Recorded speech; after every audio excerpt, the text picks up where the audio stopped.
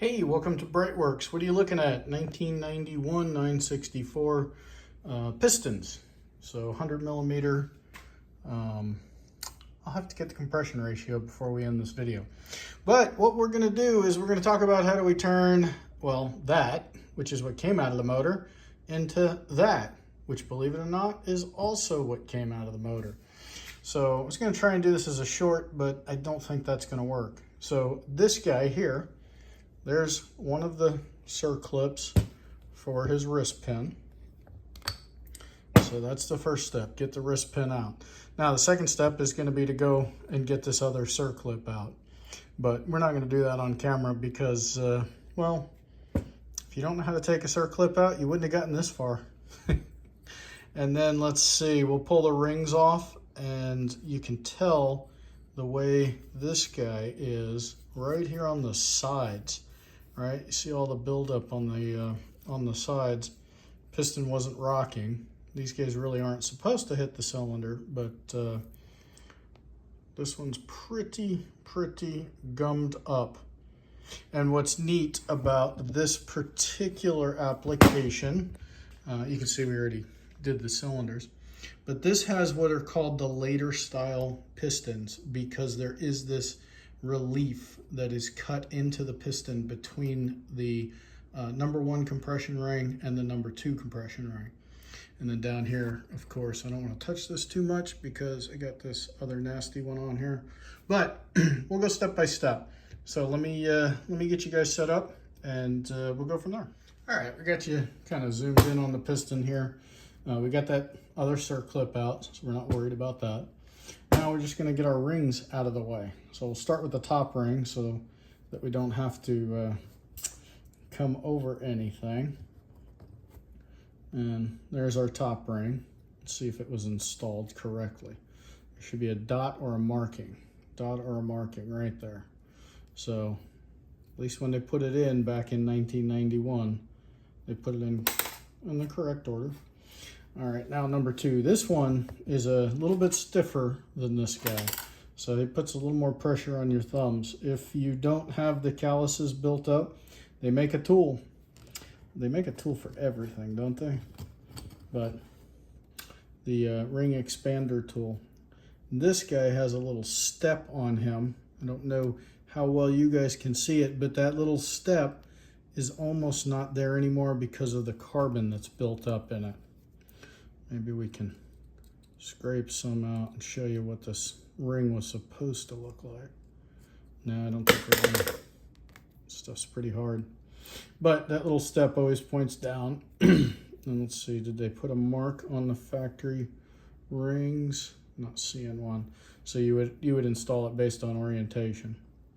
Now, of course, these guys are going into the big recycling bin in the sky. And then, let's see, piston orientation would be like this. Now, have I moved that by accident? Maybe, but that's exactly, when you pull a motor apart, that's exactly where you want to see your oil control ring gap, is at the top of the cylinder. But, you know, who knows where it was. Unfortunately, you also do want to see not this amount of carbon buildup in your oil control ring. So let's get it off. And we've got the outer ring portion off. Now there's the expander on the inside. Sometimes to find the joint, you gotta, there we go. All right, so we found the joint, slipped it open, and yeah, it's just a crusty mess. So we'll push that back. Again, all of those guys are going in the trash, but let's just take a look at that oil control ring. Yeah, just the amount of carbon that's built up. Now, I will tell you, having already bead blasted one of these pistons, the amount of carbon that is in here, like this little relief that they cut in for the later pistons, this is now almost flat, right, with the carbon that's built up. However, the good news is we will be able to get that out of there. So I'm going to take this guy because the next step is degreasing it. So he's actually just going to go sit in a ultrasonic cleaner for a couple of cycles. And then once we have that, I'll bring him back here, show you the dried off piston. The only thing we should see different is go from glistening with oil to just dry. So that's where we're going to go next. All right, we've gotten her back from the ultrasonic cleaner. She spent some quality time in Sonia. But as you can see, didn't do, it doesn't get everything off. Especially not, you can, I don't know how well you guys can see it, but there is supposed to be a very small gap there. That relief between the number 1 and number 2 compression rings. So what we're going to do now is we're going to go glass bead this guy. And one of the things we're going to not do is we're not going to spend a lot of time on the skirts. These skirts have an iron coating on them. As a matter of fact, if you leave them out long enough, they will start to develop a little rust if you haven't put something over them. I think I've got some WD-40 on that guy. But we're going to go off and not spend a lot of time here or here. Right? We really don't want to touch that too much. Maybe just a dusting to get the oil staining off. And then we're also not going to focus our gun anywhere near the where the pin bore is. So I used to tape all this kind of stuff off, and yeah, no, you get good enough after a while. Because I watched guys do it where you go around it, you don't go in it. And I said, hey, I think I can learn that from those other guys, which was pretty cool. All right, we're going to go off and get this guy blasted up. We'll come back and show him to you. So I wanted to do a little half and half for you so that nobody thought, oh, you're just bringing out a completely different piston. Nope, same exact piston, but you can see the buildup here, right? And with the bead blaster, you're able to really do a good job on those rings or the ring lands.